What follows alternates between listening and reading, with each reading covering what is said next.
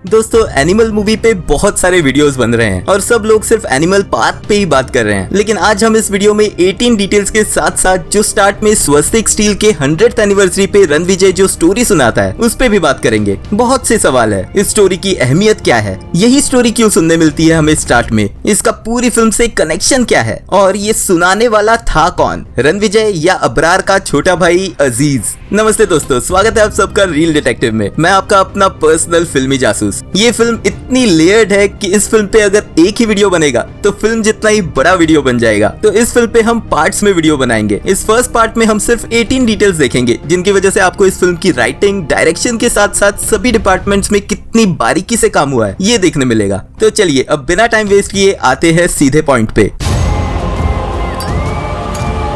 Video start करने से पहले एक डिस्क्लेमर देना चाहूंगा और बताना चाहूंगा कि फिल्म के बारे में मेरी ओपिनियन क्या है, ताकि बार बार मुझे कमेंट सेक्शन में वो एक्सप्लेन ना करना पड़े। तो मेरा इतना ही कहना है कि ये एक फिल्म है और रणविजय एक फिक्शनल कैरेक्टर है और वो कैरेक्टर ही वैसा है, वो कोई हीरो नहीं है, ना ही डायरेक्टर ने उसे हीरो दिखाने की कोशिश की है। अगर आप फिल्म में लाइफ लेसन ढूंढने जाओगे तो गलती फिल्म की नहीं आपकी है। चलिए अब आते हैं डिटेल्स की तरफ। स्टार्टिंग से स्टार्ट करते हैं। फिल्म के स्टार्टिंग क्रेडिट्स में आप special thanks to AR Rahman और अजय अतुल देख सकते हो, क्योंकि इस फिल्म में इन दोनों म्यूजिक डायरेक्टर्स के सॉन्ग्स यूज किए गए हैं। रहमान सर का रोजा फिल्म का छोटी सी आशा सॉन्ग यहाँ गीतांजलि के एंगेजमेंट के टाइम पे, और अजय अतुल जी का डॉल्बी वाला डीजे ला सॉन्ग इंटरवल के पहले वाले फाइट सीन में यूज किया गया है।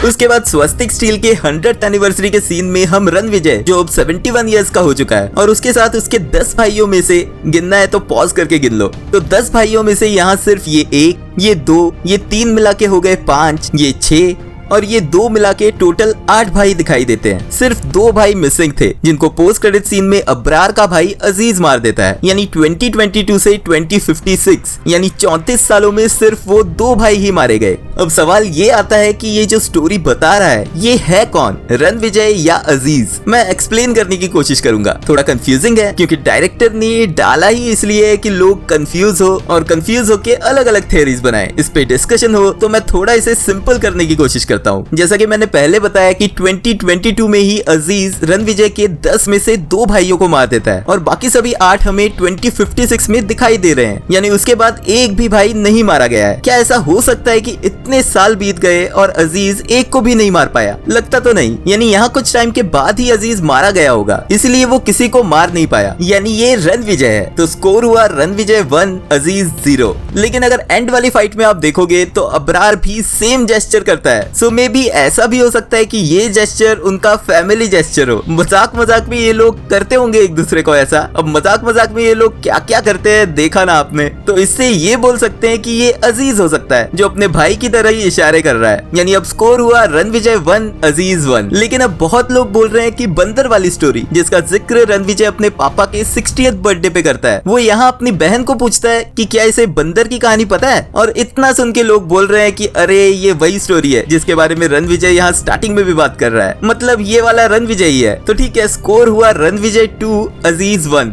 लेकिन रणविजय उतना ही नहीं बोलता। अगर आप पूरा सुनोगे तो वो बोलता है कि क्या इसे बंदर की कहानी पता है जो तलवार लेकर राजा की रक्षा करना चाहता है। यानी जीजा के सामने वो दूसरी किसी कहानी की बात कर रहा है। वो उस कहानी की बात करता है जहाँ एक राजा के पास एक बंदर था। वो बंदर हमेशा राजा के साथ ही रहता था और जब भी राजा सोता तो बंदर ऐसा उसके पास खड़ा रहता जैसे उसकी रक्षा कर रहा है। एक दिन ऐसे ही राजा सो रहा था, एक मक्खी वहाँ आती है और राजा की नाक पे बैठ जाती है। 1-2 बार बंदर मक्खी को उड़ा देता है, लेकिन मक्खी वापस आके नाक पे ही बैठ जाती है। गुस्सा होके बंदर राजा की तलवार लेके मक्खी को मारने की कोशिश करता है। अब मक्खी तो उड़ जाती है लेकिन राजा की नाक कट जाती है। रणविजय यहाँ जीजा को बंदर और अपने पापा को राजा इस हिसाब से स्टोरी का रेफरेंस देता है। लेकिन पॉइंट यहाँ ये है कि स्टार्टिंग वाली बंदर की स्टोरी और ये वाली बंदर की स्टोरी अलग अलग है। यानी लोगों का ये बोलना कि ये रणविजय वाली सेम बंदर वाली स्टोरी है इसलिए ये रणविजय ही है, ये गलत है। मतलब ये अजीज भी हो सकता है। तो स्कोर हुआ रणविजय 2 अजीज 2। तो भाई लोग सच में में डायरेक्टर को मानना पड़ेगा। इतने पॉइंट्स होते हुए भी अभी तक पता नहीं चल पा रहा कि वो रणविजय है या अजीज। चलिए इस पे थोड़ा अलग एंगल से सोचते हैं। अब भाई लोग एक काम करना, इस स्टोरी में उस मंत्री की जगह रणविजय को रखना, फिर बंदर की जगह अजीज को, और राजकुमारी है स्वस्तिक स्टील्स। अब वापस इस स्टोरी को याद करना, आप लोग सब समझ जाओगे। दोस्तों ऐसा इमेजिन करने के बाद आपको क्या पता चला ये मुझे कमेंट सेक्शन में बताना। इस पे मेरी एक थ्योरी है जो सीधा कनेक्ट होती है इसके सीक्वल से, यानी एनिमल पार्क से, जिसके बारे में हम अगले वीडियो में बात करेंगे। लेकिन तब तक आपको क्या लगता है इसके बारे में कि क्या ये स्टोरी कनेक्टेड है पोस्ट क्रेडिट सीन से? वो स्टोरी सुनाने वाला कौन हो सकता है, रणविजय या अजीज? प्लीज हमें कमेंट सेक्शन में जरूर बताएं। अब आते हैं अगले पॉइंट की तरफ। उसके बाद उसी सीन में जब रणविजय बताता है, पापा बोलते थे कि तेरा बेटा तेरे जैसा बनेगा तब समझ में आएगा। तब मैं बोला